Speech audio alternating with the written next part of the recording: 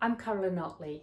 I work for Cumbria CVS, a local voluntary and community sector infrastructure organisation, and I've been chairing the Community Resilience Group that's formed part of Cumbria Local Resilience Forum's coordination structures throughout the response to coronavirus.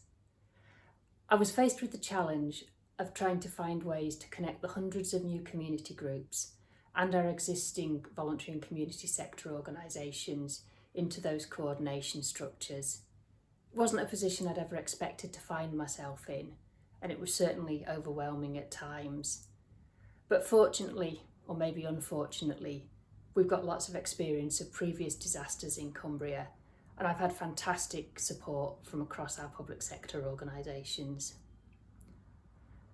I think one of the things that's kept communities resilient through the multiple waves of the pandemic is the sense that they're doing something useful, something that the big organisations simply couldn't do. People have enjoyed getting to know their neighbours, and they've gained a lot from those relationships. But when it's gone really well, I think they've also gained the sense of being valued by the big organisations. And what we hear is that they want to find ways to keep working collaboratively, to be listened to, and to be involved in local decisions. I think there are a few things to bear in mind as we move towards recovery.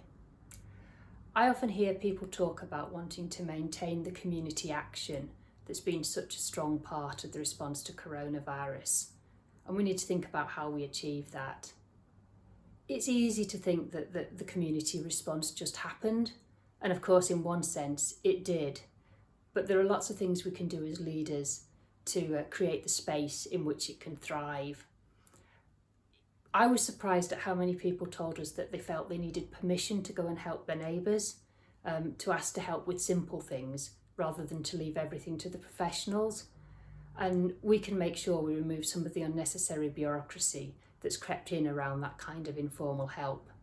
We can stop trying to control the things we're not actually responsible for. And that might mean thinking about the skills that people need to work collaboratively with communities rather than to manage projects in the traditional way.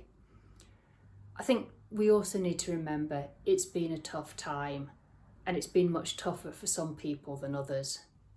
Coronavirus has exacerbated many existing inequalities, and it's created new vulnerabilities as well.